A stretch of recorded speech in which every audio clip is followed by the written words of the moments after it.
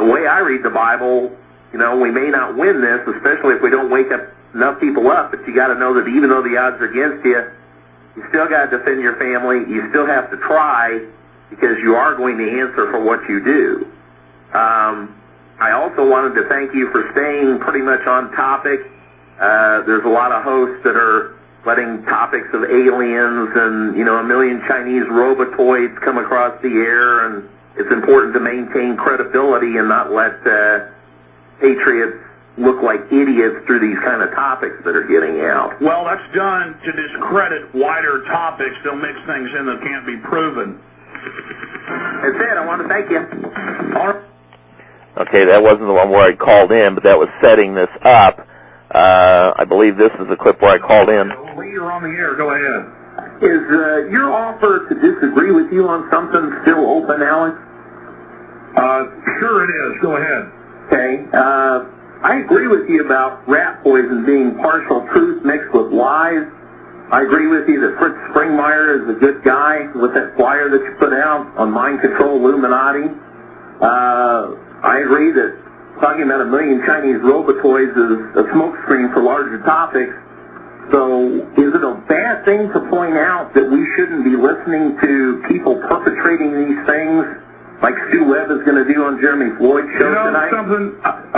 We got the New World Order to fight, and they are the New World Order. And I'll tell you, I'm not going to have people stir up stuff on my show against this radio network, against this radio station. I don't sit here. I got the New World Order to fight. I don't sit here. They are the New World Order, Alex. I don't sit. Let me assure you, this network is not the New World Order. And Barbara Hartwell, CIA, is not the New World Order? Who? Jeremy Floyd's going to have Stu Webb with Barbara Hartwell, who is CIA, cutting down Fritz Springmeier and spreading disinformation this evening. Well, that's then if I'm listening to it, I'll call in and I'll call in and disagree with it. And I appreciate your call, Larry. Look, folks, I'm not going to sit here. This show's been successful. I've gotten legislation with your help defeated federally, locally. We've been able to defeat the so-called Second Amendment groups that are He goes on blah, blah, blah to cite local resolutions against the Patriot Act as if these pieces of paper are going to mean a damn thing when the troops come in with guns to take over your counties, etc. Right. He talks about, getting talk show hosts on, etc. The guy is opposed to physically resisting the New World Order. Buy all my videos and buy all my books, but by golly, don't actually physically resist them. You don't want to go there. It's coming. They're backing us into a wall, and people aren't prepared. That was what Mark Carney was doing. That's why he was an actual threat to the globalists. That's why they put him in jail. There's a big difference here between these guys. Now, what's interesting, what happened here, Stewie and Blabs came up on the Jeremy Fraud's show, and Alex did call in, and he booted them both off the air. He told them not to, to get them off the air. Floyd was stopped at that point. As a matter of fact, after that weekend, that show was no longer there.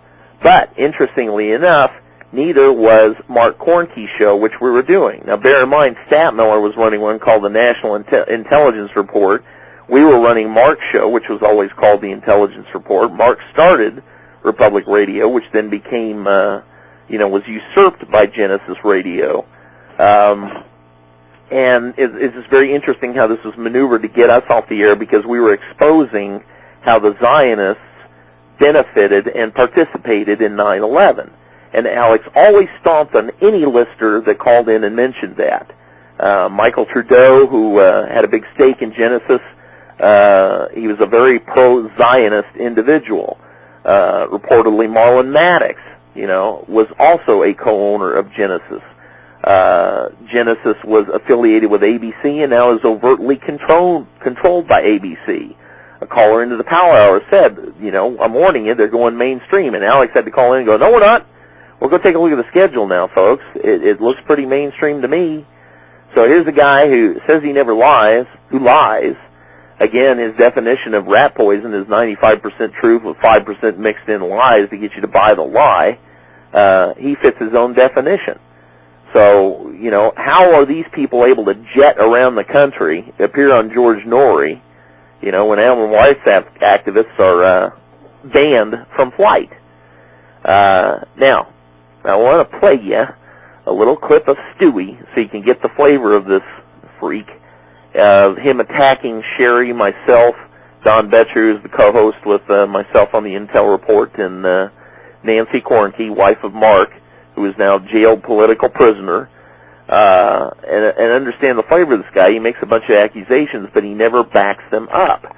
And the purpose of this is, we got this Bush indicted story, which is supposedly cited by Tom Hennigan and others. They're really propping these guys up on something called Truth Radio, which has got almost all the liars on it now, Rick Stanley, Jeremy Floyd, you know, and others, being propped up by another liar, Sherman Skolnick. You know, these guys are giving you partial truth mixed with lies, but, you know, in order to continue to put Stewie up, you either have to be incredibly stupid or pushing an alternative agenda. Now, here's a sample of Stewie. Ted Gunderson, Tom Gall, Brendan Nigri, Tim White, Larry Lawson, Doug Millar, Ken Adante, Sherry Schreiner, Don Borchers, Nancy Cornke, Virginia McCullough, and Pam Schubert. These are the ones that are hooked up with Ted Gunderson. Every time that they start coming out of the woodwork, you can tell, because, I mean, believe me, I've been a target for every one of you, okay? I know what I'm talking about. And I've got the list already in the evidence. Ted Gunderson's on the payroll of DCF, Nigri's on the payroll of DCF, Tim White's on the payroll of FBI Denver, Larry Lawson, he's a mind control, DCF. Doug Millar's FBI payroll, San Francisco, Ken Adante, I don't know whose payroll yet he's on, I just know he's writing a lot of Ted Gunderson's spin stories, and Sherry Schreiner along with him.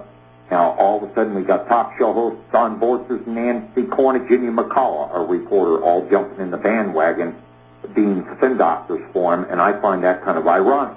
It tells me a lot.